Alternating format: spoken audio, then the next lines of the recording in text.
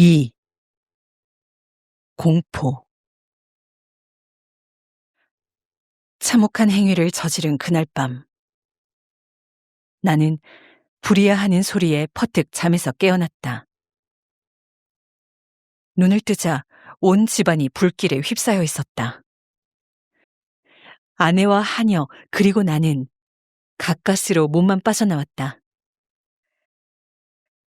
화만은 나의 모든 재산을 송두리째 불살라버렸다. 나는 절망의 함정 속에 빠져 신음하지 않을 수 없었다.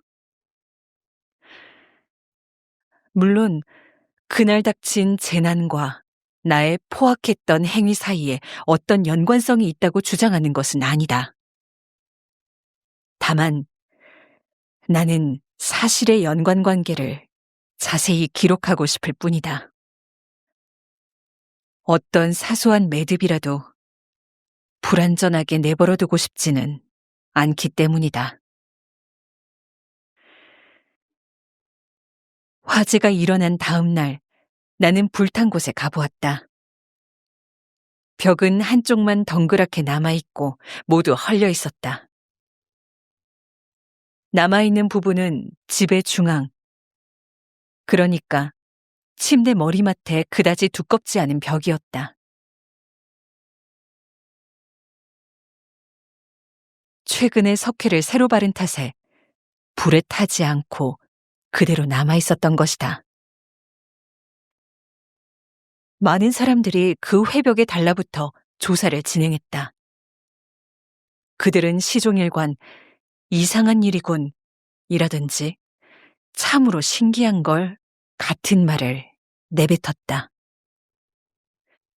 무슨 일인가 싶어 나는 그쪽으로 가보았다. 순간 나는 깜짝 놀라지 않을 수 없었다. 하얀 벽에 조각이나 한 것처럼 거대한 고양이의 상이 나타나 있었던 것이다. 그 인각은 놀라울 만큼 정교했다. 고양이 상의 목둘레에는 올가미 한 가닥이 감겨 있었다. 내가 죽인 고양이의 유령이 틀림없었다. 처음 그 유령을 보았을 때 나의 놀라움과 공포는 극심했다. 나는 마음을 가라앉히고 어떻게 된 일인지 추리를 해보았다. 건물 가까이 붙어있던 정원수에 고양이를 매달지 않았던가. 불이 나자 누군가 우리 부부를 깨울 요량으로 죽은 고양이 시체를 끌어내려 창문 안으로 던져넣은 게 틀림없었다. 그 순간 불길이 방 안에 휘감았고 석회벽 위로 떨어진 고양이 사체가 불길에 녹아 고양이 형상을 형성하게 된 게 틀림없었다. 충분히 가능성이 있는 시나리오였다. 그러나 그와 같은 추리가 완전히 나를 납득시키지는 못했다.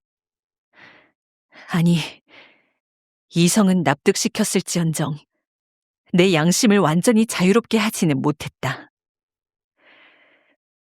그 후 고양이의 환영은 여러 달 동안 나를 괴롭혔다. 그런 날이 계속되자 마음속에 막연하게나마 어떤 감정이 생기기 시작했다. 물론 양심의 가책 같은 것은 아니었다. 결국 나는 고양이를 죽인 일을 후회하게 되었다. 그날 이후 나는 늘상 찾아가는 술집이나 거리에서 내가 죽인 고양이와 비슷한 고양이가 없는지 살피기 시작했다. 그날도 나는 술에 잔뜩 취한 얼굴로 주점에 앉아 있었다.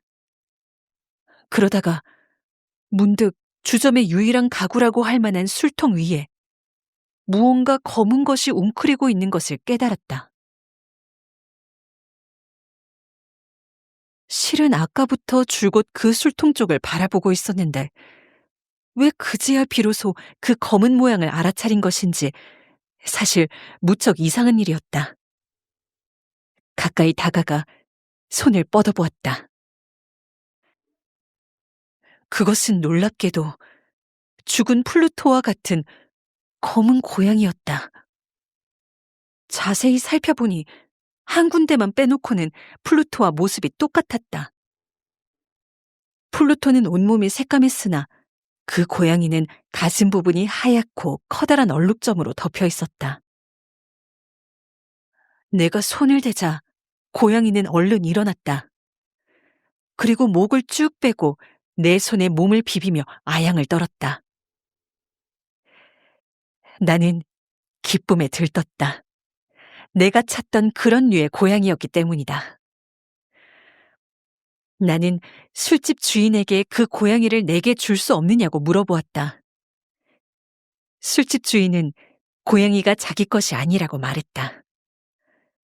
어디서 왔는지도 모르고 그 전에 전혀 본 적도 없는 고양이라는 것이다. 나는 잠시 고양이를 쓰다듬어 주다가 집으로 돌아가려고 자리에서 일어섰다.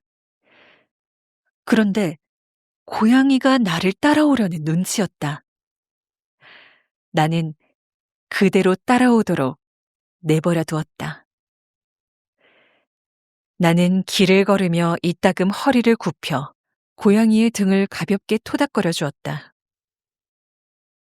고양이는 집에 오자마자 곧 적응을 했고, 아내도 그 고양이를 무척 마음에 들어 했다. 그러나 고양이에 대한 나의 애정은 오래 지속되지 못했다. 내가 애초에 기대했던 것과 정반대의 현상이 나타난 것이다. 고양이가 나를 좋아한다는 점이 나를 참을 수 없게 했다. 불쾌한 마음은 점점 격렬한 증오심으로 발전했다. 나는 고양이를 될 수 있는 대로 피했다. 예전에 내가 고양이에게 저지른 잔악한 행위가 생각났기 때문이다. 하지만 피하면 피할수록 나는 더욱 치를 떨며 고양이를 미워하게 되었다. 나는 전염병 환자를 대하듯 고양이를 피해 다녔다. 무엇보다 나를 미치게 했던 것은 그 고양이의 한쪽 눈이었다. 녀석은 죽은 플루토처럼 한쪽 눈이 애꾸였던 것이다. 나는 그 사실을 고양이를 데려온 다음 날에야 알 수 있었다. 아내의 행동은 나와 정반대였다. 아내는 애정을 가지고 고양이를 대했다. 동물을 좋아하는 아내의 행동은 일찍이 내가 간직했다가 잃어버린 것이기도 했다. 한 가지 이상했던 점은 고양이의 태도였다. 내가 고양이를 멀리하면 할수록 고양이는 이상하다 싶을 정도로 나를 따랐다. 정말 녀석은 집요하다 싶을 정도로 나를 쫓아다녔다. 어디에 내가 앉아 있으면 언제 왔는지 내 의자 아래에 앉아서 쳐다보거나 무릎 위로 뛰어 올라와 몸을 비벼대기도 했다. 내가 일어나 걸어가려고 하면 다리 사이에 끼어들어 자칫 넘어질 뻔하기도 했다. 어떤 날은 길고 날카로운 발톱을 세워 가슴으로 타고 오르기도 했다. 그럴 때마다 나는 당장 녀석을 때려 죽이고 싶은 충동에 사로잡혔다. 하지만 행동으로 옮기지는 못했다. 플루토를 죽인 이후 고양이가 몹시 무서워졌기 때문이다. 그것은 이해할 수 없는 종류의 공포감이었다. 내 몸에 어떤 위해를 미칠 정도의 공포는 물론 아니었다. 어떻게 표현해야 그때 내 마음을 정확히 표현할 수 있을까? 모든 부끄러움을 무릅쓰고 고백하자면, 그렇다. 중죄를 짓고 감방에 갇혀 고백하지 못할 게 무엇이겠는가? 그 공포감이라는 건 실상 나의 보잘것없는 망상으로 말미암아 생겨난 것이다.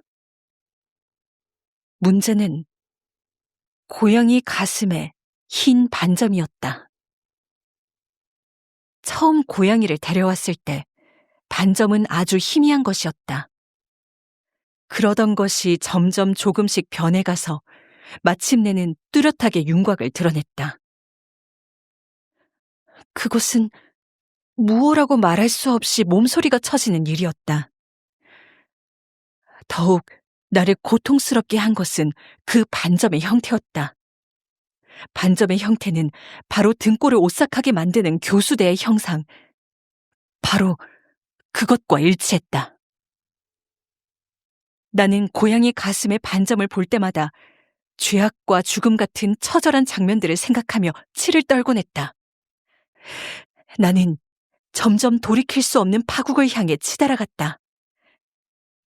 보잘것없는 한 마리 동물이 전지전능하신 하느님의 형상에 맞춰 만들어진 인간에게 이와 같이 견딜 수 없는 고통을 주다니. 밤이고 낮이고 나는 고양이를 경멸하며 고통에 몸부림쳤다. 이미 나에게는 안식의 기쁨 따위는 사라진 지 오래였다.